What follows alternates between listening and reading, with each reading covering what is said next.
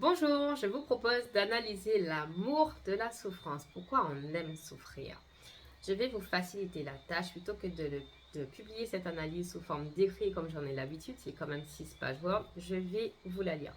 Alors, il ne s'agit pas de rentrer en profondeur dans tout ce que je vais énumérer, mais plutôt de prendre conscience de ce qui existe, de ce qui se joue au niveau du psychisme pour comprendre pourquoi on finit par justement aimer cette souffrance. Donc j'irai assez rapidement sur ce que j'aurai à expliquer. Alors c'est parti. L'une des voies possibles pour atteindre le bonheur est de rechercher le plaisir au-delà de la souffrance normalement. Il s'agit d'éviter la douleur et ou de surmonter la souffrance tout en recherchant des sources saines de plaisir. Aujourd'hui, il existe un penchant de plus en plus grand pour la souffrance. D'où vient cette tendance? Est-il vraiment possible d'aimer la souffrance? Est-il possible d'apprendre à s'aimer à travers la souffrance? Eh bien oui, malheureusement, c'est possible. Comprendre cela vous permettra aussi de comprendre pourquoi certaines personnes semblent répéter des situations de souffrance, de maltraitance, attirer des partenaires toxiques, des relations abusives ou autres. Je vous propose d'analyser certains procédés qui conduisent à l'amour de la souffrance. Alors, il peut s'agir de phénomènes pulsionnels. Donc, la souffrance et le plaisir sont tous deux des phénomènes pulsionnels. Le plaisir est gouverné par les pulsions de vie, Eros, autrement appelées les pulsions sexuelles. Ce sont les forces qui vont garantir notre survie, qui vont nous pousser à rechercher la satisfaction, à nous améliorer, à nous dépasser, à aimer tout simplement. La souffrance, elle, est sous l'égide des pulsions de mort, Thanatos, qui sont les forces qui vont entraîner la destruction, l'agressivité, la mort. Ce sont deux phénomènes pulsionnels, mais de deux pôles différents. Et lorsqu'il y a un dysfonctionnement, les pulsions vont se déséquilibrer. La recherche de plaisir se fait sous l'ordre des pulsions de mort. À ce moment-là, la satisfaction se retrouve dans la violence, dans l'autosabotage, dans la dépression ou autres comportements pouvant occasionner des dommages à l'autre, mais aussi à soi-même. Les dysfonctionnements pouvant entraîner ce déséquilibre peuvent être multiples. Il peut s'agir par exemple d'un choc émotionnel, d'une éducation violente subie, d'un conditionnement négatif, d'une pathologie mentale, etc. Donc ça peut être aussi une affaire d'hormones. Lorsque l'on subit un stress important ou un choc émotionnel, les hormones de survie sont sécrétées. Ce sont l'adrénaline, le cortisol. Ces hormones provoquent une décharge d'énergie dans l'organisme. Pour la plupart du temps, permettent la fuite, la mise à l'abri pour réveiller les réflexes défensifs. Ce sont ces hormones que l'on va retrouver chez les personnes ayant subi la violence. Mais celles qu'il faut le plus redouter, ce sont les endorphines, les fameuses hormones du bonheur. On les retrouve lors des efforts physiques, lors des moments d'excitation intense, mais aussi lors d'une agression physique.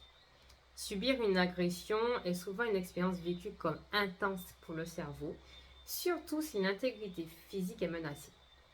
Les endorphines ont un effet antalgique, anxiolytique, relaxant et euphorique. Elles sont sécrétées pour apaiser le mental après une surcharge de celui-ci. Plus elles sont sécrétées et plus elles provoquent une insensibilité à la douleur.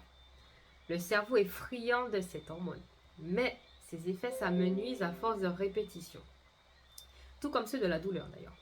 Et pour ressentir de nouveau les effets apaisants des endorphines, il faudra que le seuil de tolérance de la douleur soit dépassé.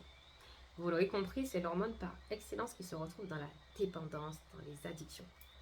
Le cerveau qui s'habitue à la violence physique, par exemple, ne ressentira plus les effets de la douleur au bout d'un moment à cause des endorphines. Donc il faudra que les doses de coups reçus soient augmentées pour ressentir de nouveau la douleur et ressentir également l'effet des endorphines. Un raccourci peut rapidement se créer pour ressentir l'effet dopant des endorphines, qui font du bien au cerveau. Il me faut être violenté et ce, de plus en plus fort. Et là commencent les problèmes et les tendances masochistes, autrement dit l'amour de la souffrance. Alors, on peut aimer la souffrance aussi à cause des mécanismes de défense. Je n'y citerai pas tous, mais il existe des mécanismes de défense, donc ce sont des stratégies mises en place de manière inconsciente par le psychisme qui nous permettent de lutter contre les angoisses, les conflits, le stress, etc.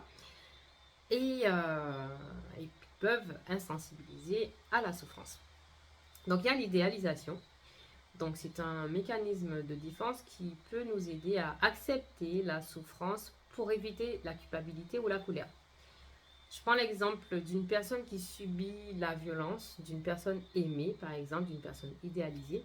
Elle aura des difficultés à percevoir cette personne comme étant son agresseur. Elle justifiera ses actes de violence et verra en son agresseur son sauveur. J'y reviendrai quand je parlerai de l'éducation. Le déni. Il n'y a pas mieux que le déni pour tenter de tromper le psychisme en faisant comme si la souffrance n'avait jamais existé. Le déni est le fait de rejeter dans l'inconscient ce qui a provoqué par exemple la souffrance en pensant oublier. Mais il n'y a pas pire souffrance que de lutter contre la souffrance. Se mentir à soi-même en faisant comme si la souffrance n'existait pas, c'est lui permettre de nous ronger lentement, mais sûrement. La banalisation, c'est pas tout à fait un mécanisme de défense, mais quand même, c'est une autre façon de penser réduire la souffrance en pensant que ses effets sont limités. Alors, l'éducation, les apprentissages. La violence subie au sein de la famille est une catastrophe pour le cerveau.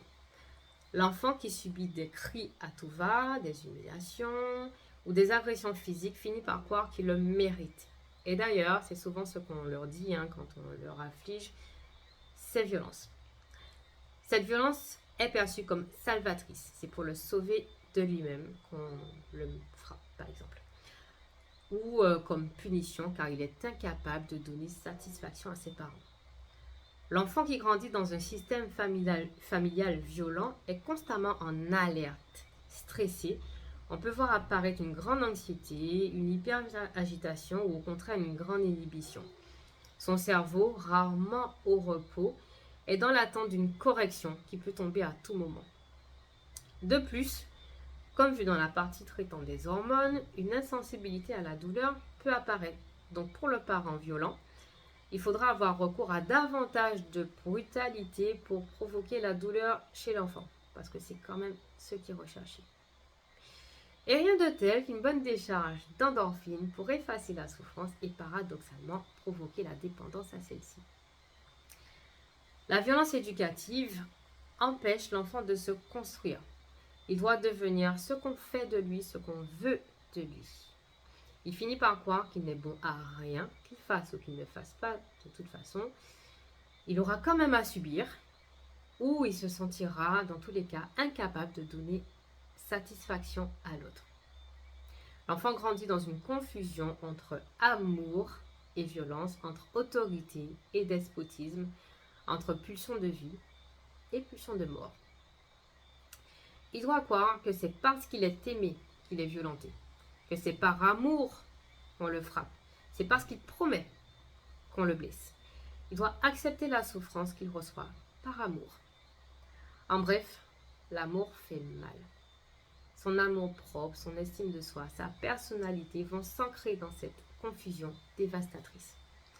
Amour et haine sont intriqués et vont conditionner son mode de relation à lui-même, mais aussi à l'autre. Je vais traduire les associations fabriquées par le psychisme pour faciliter la compréhension. Ce que dit le comportement du parent violent, c'est « je t'aime, donc je dois te faire souffrir pour ton bien, pour que tu comprennes ». Prisonnier de ce schéma pathologique, l'enfant pensera « l'amour fait mal, l'amour passe par la souffrance, par la violence. Tu me fais mal parce que tu m'aimes. Si je souffre, c'est parce que je suis aimé. Et si je t'aime, je dois souffrir pour toi. » Alors, la société, comment elle fait pour nous pousser à aimer la souffrance? Je ne sais pas s'il est nécessaire que j'évoque les divers sacrifices, les contraintes, les obligations qui nous sont demandées et que nous ne voulons pas, que nous faisons quand même. Nous apprenons à adhérer, à accepter, à faire ce que nous ne voulons pas et à faire aussi ce qui va à l'encontre de nos principes. Nous apprenons en fait à nous désavouer. On apprend à accepter d'être torturé, d'être maltraité pour notre santé, par exemple, pour notre bien-être, pour celui de nos enfants, pour notre confort, pour vivre, tout simplement. La société valide le sacrifice de soi et joue avec nos tendances à accepter les ultimatums imposés. Elle prône, je ne dirais pas la soumission, disons la discipline, l'obéissance, l'abnégation, qu'elle résume par l'emploi du mot responsabilité. Il est de notre responsabilité de souffrir et même de s'offrir pour le bien de tous. Ainsi, nous pouvons assister à une perte de soi à mesure que nous acceptons ce qui ne nous convient pas. En effet, le clivage et les conflits internes provoqués par le fossé existant entre nos désirs et la réalité sont source de souffrance, de frustration et d'angoisse. Pour continuer à vivre, à exister, malgré le cadre imposé qui peut être violent, voire déshumanisant, nous devons renoncer à beaucoup et parfois à nous-mêmes. Nous nous scindons de notre âme, de notre vrai soi, pour nous perdre dans l'ego forgé par les exigences de la société.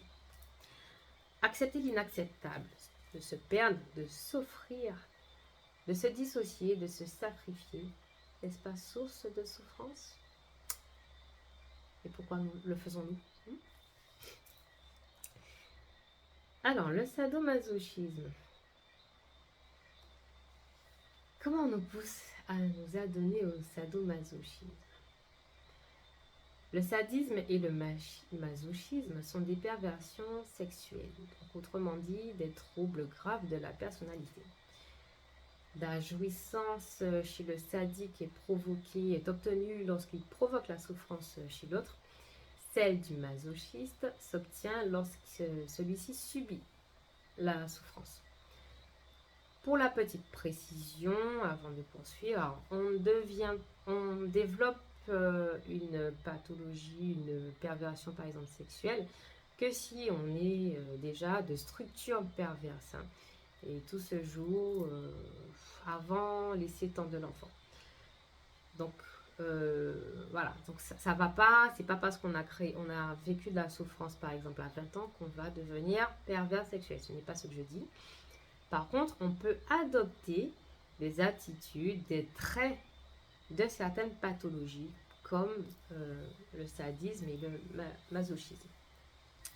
Avec notre fâcheuse tendance à vouloir banaliser la violence, la souffrance ou à penser que nous serons sanctifiés en nous positionnant en martyrs, nous ouvrons la porte aux attitudes sadomasochistes. Prendre plaisir à infliger une souffrance chez l'autre ou penser être missionné pour le faire ou encore prendre plaisir à souffrir ou à être pris en pitié sont des comportements contre nature. Il ne s'agit pas d'un comportement inné, mais d'un comportement issu d'un apprentissage conscient ou inconscient. Pour conclure, la souffrance fait partie de la vie, certes, mais en avons-nous réellement besoin?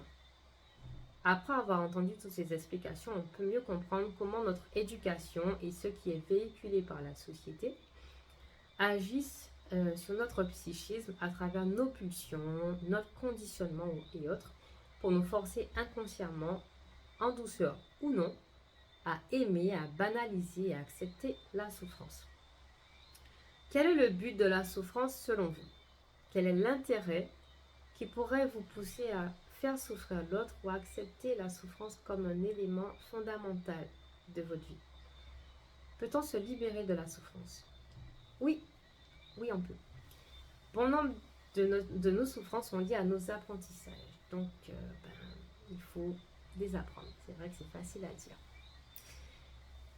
Alors, il faudrait aussi guérir de nos blessures, de nos traumatismes anciens, construire de nouveaux schémas de pensée, se réapproprier son corps et son esprit, apprendre à s'affirmer, à dire non, par exemple. Prendre conscience, à accepter ses désirs et ses besoins. En finir avec la culpabilité. Se pardonner aussi si besoin. On peut s'autoriser à être qui l'on veut être, à faire ce qu'on aime, se faire accompagner par un professionnel si besoin, mais surtout, il faut souvent, tout le temps même, prendre des décisions et des décisions aussi justes pour nous. Vivre la souffrance ne doit être que passager. En faire un quotidien est un choix, conscient ou non.